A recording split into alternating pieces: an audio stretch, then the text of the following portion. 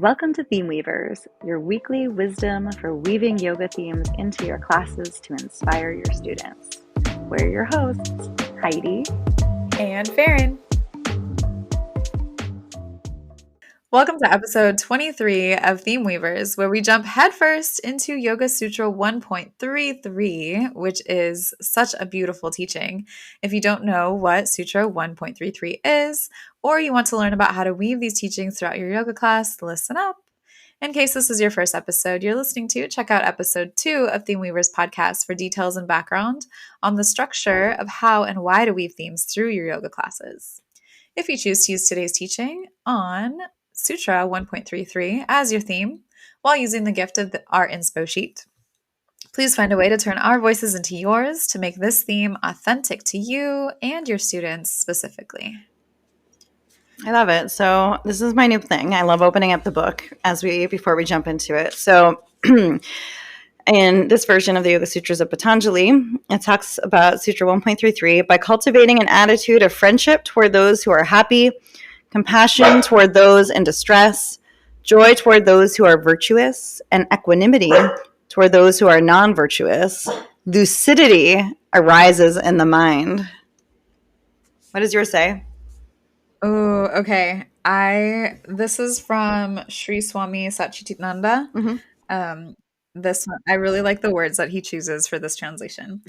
By cultivating attitudes of friendliness toward the happy, compassion for the unhappy, delight in the virtuous, and disregard toward the wicked, the mind stuff retains its undisturbed calmness. Yeah, that's actually the translation that I was planning to use. So, because I have that book also. So I like that one a lot. I think it's so beautiful. Yeah. What does the Tantra of the Yoga Sutras one say? Is it addressed in there? It says, yeah, equilibrium of mind can be maintained by cultivating the following attitudes: a feeling of unconditional love and enjoyment towards those who are contented, peaceful, and happy; compassion towards those, even oneself, who encounter challenging situations that create suffering; a sense of joy and supportiveness for those who experience honorable successes; and equanimity when confronted by those who are troubled and project their negativity onto others in a hurtful way, or who one judges as immoral. It's so funny. Yesterday, I was teaching, and before class, one of my students came in. I don't even remember how this came up. I think we were cold or something. And she was telling me that all of her friends just got back from Belize. And she had this face, and I'm like, oh my God, you must be so, like, the most ridiculous look on my face and totally fake sounding voice. I'm like, oh my God, you must be so happy. You must be so happy for them who had such a good time. Like, you must feel so much joy for their happiness while you're sitting in Massachusetts in the snow in the cold. So happy. And we were joking and going back and forth. I'm like, that's really a yoga practice, though. Sutra 1.33 really talks about allowing yourself to be happy for other people's joy, rather than to not be sarcastic about it, but to actually feel the joy with their joy. It was a really fun conversation and funny at the same time. And I'm sure anybody that walked into class as we were talking like that was probably what is going on right now? But I just think Sutra 1.33 is so beautiful, and it really does hold a fundamental aspect of yoga philosophy and practice, where Patanjali emphasizes the cultivation of specific attitudes towards others to attain a state of mental equanimity. I read an interpretation of this sutra once, Farron, that Patanjali says there are 4 locks in this world that keep us from finding and experiencing our own inner peace.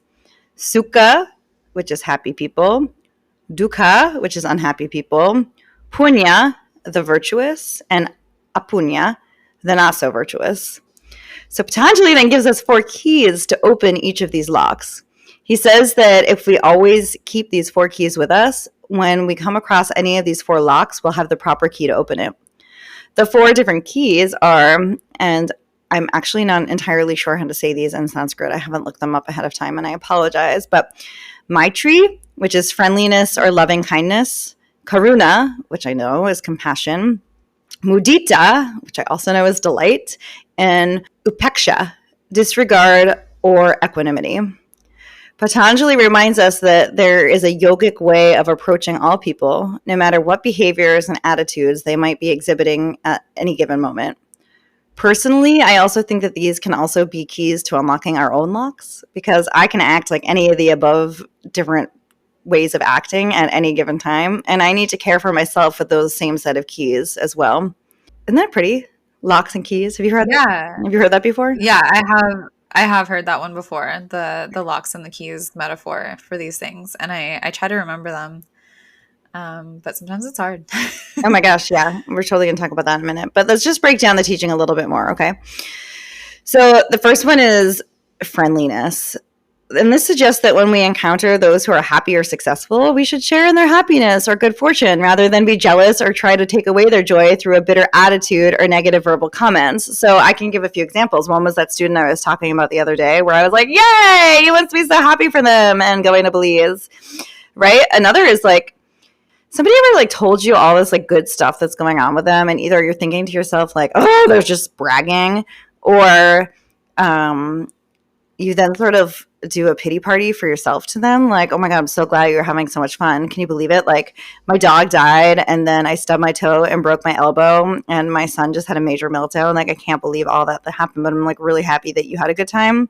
Like that's not exactly celebrating them. Right.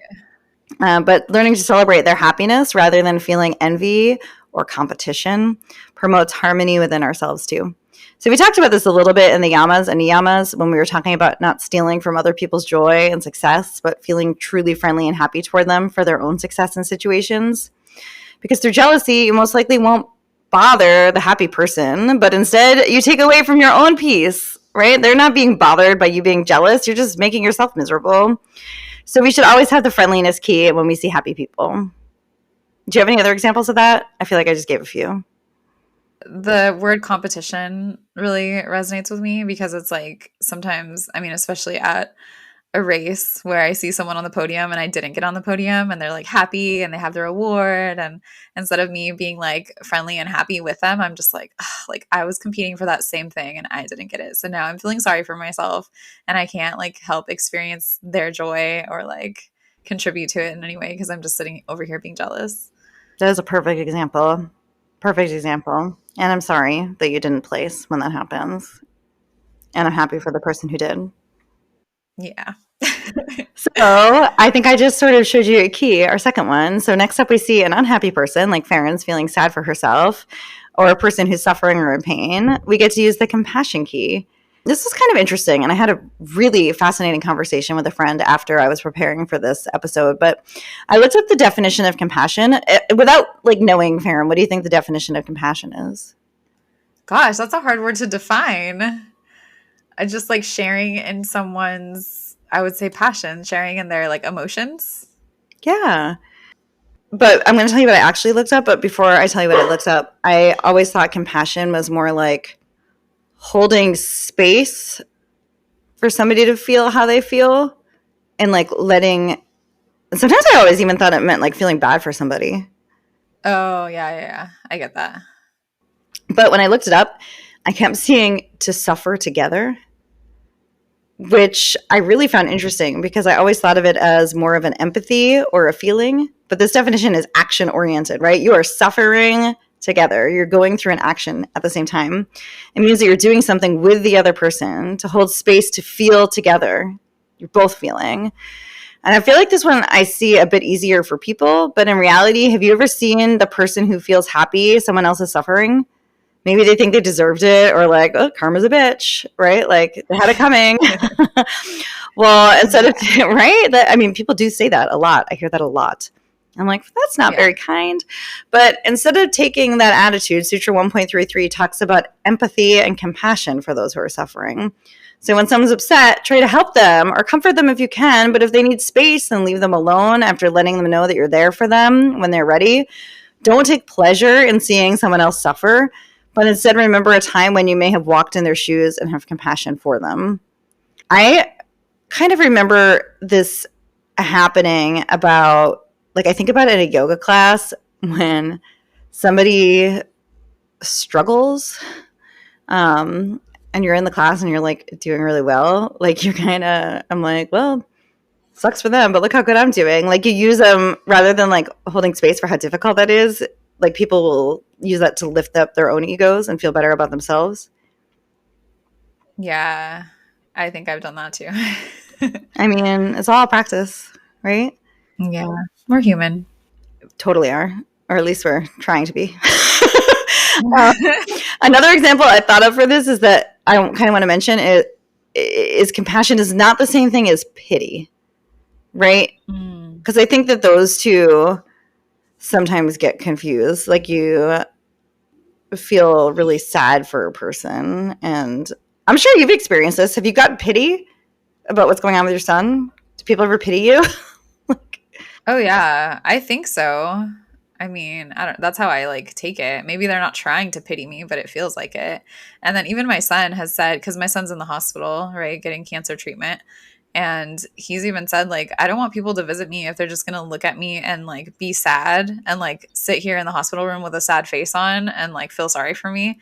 Like if they want to come visit me, then like let's play games or something. Like he doesn't want people to just look sad and pity him. He wants, literally what this key is of just like compassion, like suffer with him, like be in the hospital room with him and play video games all freaking day because that's what he can do right now. Like, yeah.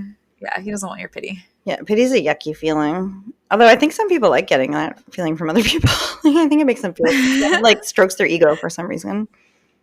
Maybe. I don't know. One other thing I wanted to add in here is it made me think of the Spanish word compartir, which means to share. So like compassion, like that first part of the word, it like literally means to share. So I'm like, oh yeah, that makes more sense to me, like to share in that same feeling. I feel like for you, this is really interesting because it's not just like a definition of word. You're breaking down the parts of the words to really understand why that definition exists. And that's the little linguist in me. Okay, so changing to the next lock and key. So when you see a virtuous person, use the delight key. If you see a virtuous person, feel delighted for them. Try not to envy the person, but rather appreciate the virtuous qualities and try to cultivate them in your own life. Like learn from them rather than making fun of them or being jealous, right? This is what makes me think about when someone calls someone a teacher's pet or a goody two-shoes. They're trying to make someone feel bad about them being good, right? Instead, if we appreciate their qualities, we can be inspired by knowing such greatness is possible. Yeah. My daughter and I were talking about this because she does really well in school and she shares a lot of things with me where a lot of her friends are not sharing as much with their parents. And they're like, we don't want to tell you because you're such a goody and you're just going to tell your mom. And then my daughter's like, well, should I not tell you these things, Mom? I'm like, no, you can. Like, you're doing something good. You're sharing with me. We're discussing them together. We're breaking it down. We're problem solving. We're in it. And it's not like you're telling me to gossip. You're telling me to share your life with me. So people just sometimes don't realize that when somebody's doing something good, it doesn't mean they need to knock you down. So I wouldn't change how you're being if you feel good about it. Yeah, I think that part of that is like people just feeling inadequate or like bad about themselves when they see someone else doing something that's really good and they're like, "Oh, look at you doing that good thing." And it's actually because they know that they don't do that thing and maybe they want to, but they don't make the effort to, and so then they just feel like crap about themselves and then they would just want to like bring someone else down for like doing the good thing. Yeah, or they try and make you feel wrong in your good thing, right? So I'm thinking about the example of, this is maybe not virtuous, but it fits in, right? So a few weeks ago, I had made a post on my Instagram page that was all about a different way of approaching a posture and how there's no right or wrong way, but like this is one way that you could accomplish it, and how my goal is to get rid of black or white thinking and dogma around our asana practice and to hold other views and opinions. And a fellow teacher that doesn't really know me and my teaching at all publicly went on to like basically make me feel like I'm dumb and like I don't know what I'm talking about and then I'm wrong, and kept going and going and going. And like she did not celebrate this lock and key, right? She felt the lock, and instead of using the key to unlock it from Sutra 1.33, had to make me feel bad, had to assert her own dominance and her own rightness. And that's probably because they might have felt threatened by what I was offering and that it's different from what they offer or whatnot. But like, then it starts to create disharmony in me, and I don't feel good about myself. And then I need to do my work to realize that like this is their issue, not mine, and they're not practicing the sutra. And you see it all the time, whether it's an example like that or something different, don't you think? Yeah. Anyway, let's move on to the last one. Our last key to break down is when we see a wicked and not so virtuous person, we can use the disregard key or be indifferent. When we perceive someone as wicked or evil, and I think perception is key here, perceive someone, Patanjali advises us to practice indifference, not to be drawn into their negativity or be disturbed by their actions. This is not a lack of concern, but a way to maintain your own inner peace. We need to develop equanimity towards those whose actions oppose our values. It would be wonderful if all people always acted with honor and consciousness, but unfortunately, this is not always the way. We ourselves may have acted, spoken, or thought unkindly or hurt another person. I know I have, and I bet you have, Farron. Have you? Of course. Yeah. So instead, become indifferent to the person who is wicked at the moment. It's important to note here, however, that this sutra is not necessarily asking us to turn our back on harmful behavior. If we see someone harming another, we must speak up. Yet, can we speak up while maintaining a calmness of mind? So this is a tough one. I can hold on to a grudge and be so hurt by people, even when I understand their actions. Does that happen to you? When I understand their actions and still be hurt? And still hold on to it, even though you've processed it, you understand it, like you've done the work. Yeah. I think the like examples I can come to with that, and I don't want to like share too much here because I don't know who's listening, but you know when you're a mirror for other people's insecurities and they say really harmful and mean things to you and they really hurt you, and even when you've done the work and you understand it really wasn't about you because that doesn't make sense, it's really their own issues with themselves and feeling low and small about themselves because of your own space that you take up, I still have a really hard time letting go and moving forward. Like their unkindness really sticks with me even after I get it. I think maybe I have an easier time of just like letting go of grudges and hurts like that. Maybe like I think of my own familial situation. Like I understand I'll just put it out there. I understand my mom's actions and I understand why she like disowns me and cuts me out of her life. But I do try to use the sutra and just like disregard it. I'm not calling her like wicked or evil or anything, but it's like she's done things that are hurtful. And so directly hurtful to you. Yeah. And so I'm just like, all right, disregard. Like I'm not going to let it interrupt my peace, my inner peace, or the peace that I have in my life. So it just has to like kind of stay over there far away. And I don't hold on to it. Like I don't keep coming back to it. I am now just for the sake of this podcast. But like most often I don't even think about it at all. Really? That's so hard for me. I've gotten used to it. I'm sorry that you had to get used to that. It feels so relevant to me, this sutra. I see in our world, there's so much competition. There's so much divisiveness. And if somebody doesn't agree with you, then like, you're wrong, you're evil, you're a horrible person because I'm right, I'm the right. Like there is so much of that. And there's so much conflict in this world. And you know, it leads to stress. It leads to resentment, a sense of disconnection from one another. I feel like we go into these echo chambers of only wanting to talk to people that amplify your own viewpoints. Yeah, because there's less stress and conflict there. If you can just surround yourself with people who think exactly like you, then of course it'll be more peaceful. But is that like conducive to your growth? Probably not. God, no. And it's also like so dismissive of half of the rest of the world and makes it so that way people can't interact with each other or hold space for people with different opinions or acknowledge that you're ever potentially wrong. Like it's really important to be able to say like, oh gosh, Farron, like I was wrong. I did not do a good job. And like, you're right. You're right. That's an important thing to be able to do. Yeah. So by practicing these attitudes towards others and ourselves, we can navigate our lives with greater ease. So when we genuinely celebrate the success of others, we create a sense of community and collaboration. When we extend compassion to those in need, we create a more compassionate world. And when we practice indifference toward negativity, we preserve our own inner peace and prevent ourselves from being drawn into unnecessary conflict. It's really hard, though, because we've conditioned responses within us. Without thought, we might get jealous when our friend is successful, or we might get super mad when someone says something we disagree with. But through yoga and mindfulness practices, we can actually learn to become aware of these patterns, our samskaras, everyone. And if you're not sure what a samskara is, it might have meant that you didn't listen to episode 5 of our podcast. So go back, listen to episode 5 to learn about samskaras. And you also need to then recondition your response and cultivate these attitudes with sincerity. Not easy. So, Farron, putting you on the spot here, which is hardest for you? The feeling of enjoyment with people who are experiencing pleasure or like just good fortune or whatever is happening in their life. Only, like, not all the time, but only when I also want that same thing. Yeah.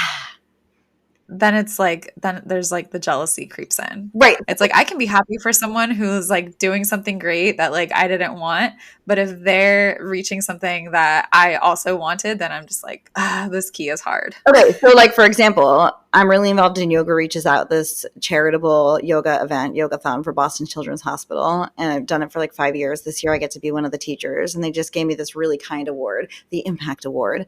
And when I told Farron, I guarantee that Farron did not feel unhappy or jealous or angry at all, because she has no desire to be involved in this, because it's not even on her radar of something that she participates in from the other side of the country. Right. If like I was asked to be the lead teacher at a running event that brings the entire running community together through yoga and breathwork and mindfulness, and there was like only one person that could really get that role, how would you feel about that if it was in California? I would definitely be like, well, why wasn't I considered? Like, Right. I'm a runner and I do yoga, and like maybe I wanted that special recognition or that responsibility. And it would be a lot harder for me to be happy for you getting it. Do you think that's why it's so easy for us to be best friends? Because even though we're in each other's lives on the constant, like a billion times a day, even though we're so similar to each other, because we're physically so distant, it's very easy to be happy for each other's happiness, to hold compassion for each other's sadness, to like call each other out when we're in the wrong, and also like celebrate when we're in the right and learn from each other. Do you think we could do that if I was also in Fresno running a yoga studio that wasn't your yoga studio? Yeah, I think we wouldn't even be friends then. I hate that bitch. We would be so competitive.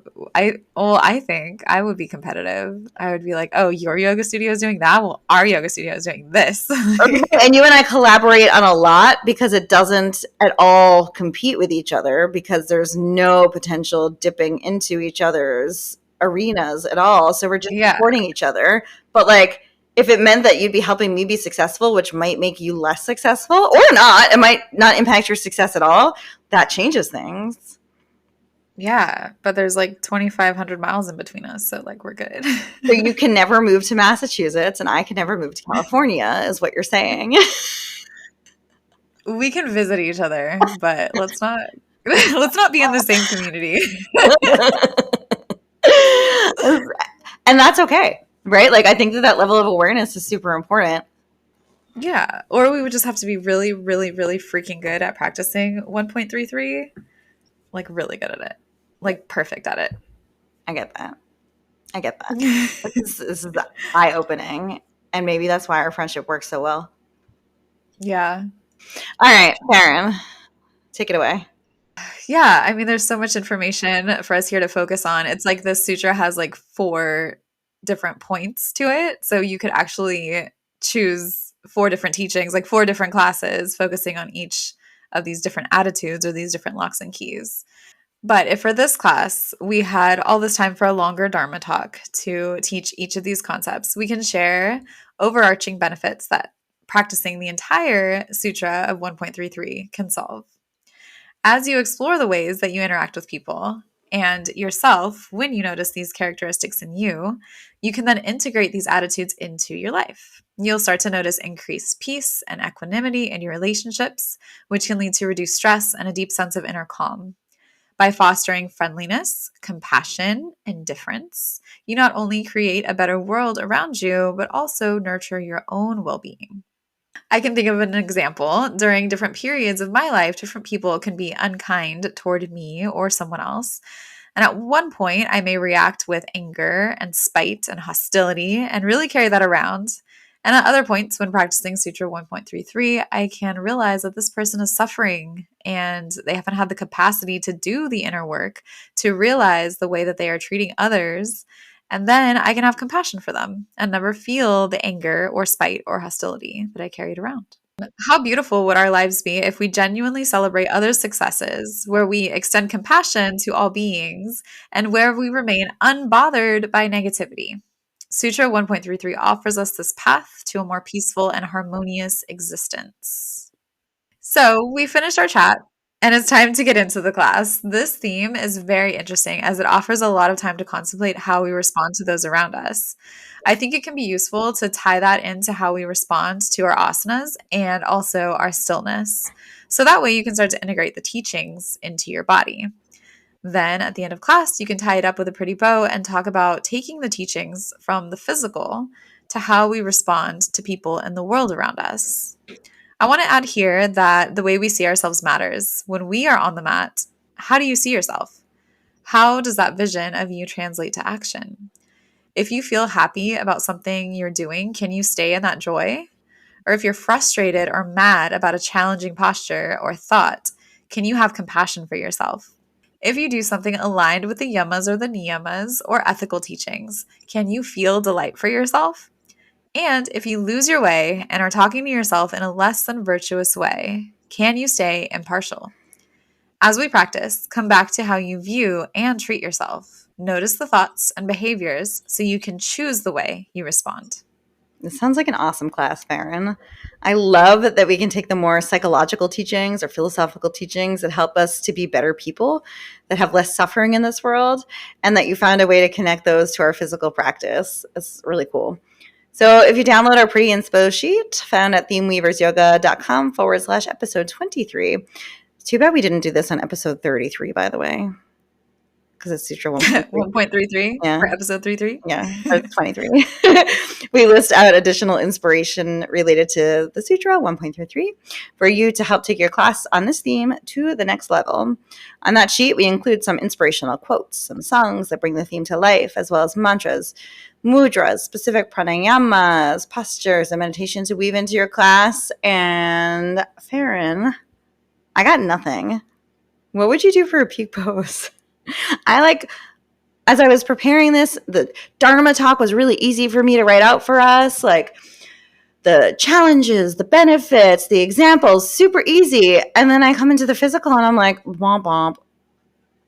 So what I've done before for this is dancer pose or something that's like challenging, but there are a lot of variations and modifications for it, or like even king pigeon pose or something crazy like that. So where you can all be practicing towards the same peak posture, and then someone gets into like this very huge expression of the posture and they just look so beautiful in it. Can you look over and be like, wow, like I feel joy for that person, instead of looking at yourself and be like I'm not able to do that, or that looks different in my body, and so now I'm gonna have all this like non-compassion for myself. So just like relating those four locks or those four keys into those locks when you're in a peak posture, that's pretty challenging and can look a lot of different ways. I just thought of two things while you were talking, which is not very active listening. But the first was, have you ever taught a class, and I do this sometimes, where you're in a circle, so you're directly across from somebody else rather than next to each other in lines. You're like in one big circle as like a big community. I think that would be like a really impactful arrangement of the class for a class like this, where you are going to see other people and you're going to know that you're being seen, which can make some people super uncomfortable, by the way. But it could be a really cool way to integrate this teaching into what you're seeing and experiencing during it for that peak pose, whether it's dancers or king pigeon or something different. Right. Yeah. And then my second thought was interesting, and I don't think I'm overstepping by sharing the story about you, but if I am, you can edit it out. But when you went to a yoga class while out of town near the hospital that your son's at, I believe you told me a story about the yoga teacher calling out like a pistol squat or something. Yeah. Yes. And that you got and dropped right into it, like, beautifully. And the teacher basically, like, stopped the class, like, dropped the mic essentially, and was like, holy crap, I can't believe you can do that. How can you do that? And you were literally in this practice of, do you remember what your intention that you set for yourself was that day? Yeah, so I had intended because I was taking yoga in a space I had never been before in a city where I don't live. I was like, I can be completely anonymous. Nobody knows me. Nobody's going to talk to me. I can just, do my own practice and focus completely on what my body is feeling and not worry about anyone else around me. And so then in the middle, or not middle, but like towards the end of class, the teacher calls out a pistol squat as part of the flow, and I just drop into it. And then she's like, oh my God, I've only seen that on Instagram. Wait, is she British? She was British. Yeah. Tell me that originally. Yeah. So then everyone turns and looks at me, and I look up. I'm like shocked because she's like, oh my God. So I'm looking up like, what happened? And then I realize everyone's eyes are on me, and I'm the only one deep in the pistol squat. Everyone else is just kind of like bending one knee. And I was like, oh, like it completely took me out of my intention. And then from then on, I felt like I was performing for everyone else. And like even the next time around, we did it on the second side, she's like, and here comes that pistol squat. And then I got into it and I was like, oh God, like everyone's staring at me. So and then after class, she told all the other teachers that were in the studio and had you like show them literally what you did. I was teaching pistol squats to the rest of the staff at the end. So you were certainly not anonymous. You weren't really free to be in your own practice. And also, this teacher was feeling joy and happiness at your success, which is, in fact, Sutra 1.33. Yeah, I guess she was. But it didn't feel so good to be on the receiving end of that in that experience. Yeah, I'm trying to think back to what she said because she was like, that's my goal. Like, that's my goal for 2024 is I want to get into that pistol squat. No, she was comparing and feeling a sense of like, look at this chick. Yeah, I think she was being a little competitive maybe. So she wasn't, in fact, experiencing Sutra 1.33, and it didn't feel good to have that wrong key shoved into your lock. Don't be shoving that key into my lock when I'm in my pistol squat. Boom, boom, boom. Oh, that's amazing. I love it. I love it. Anyway, sorry. I didn't mean to like share your story, but it just felt very relevant. Yeah, no, that's all good. That's a good example. Thank you. All right. Want to wrap us up then? Yeah, let's do it. We need to call this like a reverse Dharma talk because it's not at the beginning, it's the end. What do we call this one? Can you write the word Dharma backwards? How do you spell that? Amrad. Amrad. What's our Amrad? Amrad talk? That probably means something else completely different in Sanskrit. Our conclusion to wrap up class is, as you prepare to step off your yoga mat, carry with you the understanding that these attitudes we explored today are not confined to this space, but can be integrated into your everyday life. Sutra 1.33 teaches us that our attitudes towards others impact our own emotional balance and freedom. Keep using these metaphorical keys to embrace friendliness, compassion, and indifference to enrich your life with inner peace and loving connections. Oof, yeah. All right, now go to our website, themeweaversyoga.com/episode23. You can find the link in our show notes and request the inspo sheet for Sutra 1.33 to help you bring this theme alive in your own voice, in your own practice and teaching. Then reach out to us on socials, the Instagram, the Facebook, or the email. Let us know how it lands. We're here to support you as a fellow yoga teacher in your class prep and delivery. So let us know how we can be of the most support. By the way, Farron, wait, before you finish, I'm picturing you like ending your Amrad talk and just be like, oof, that was good. That was very funny. Anyway.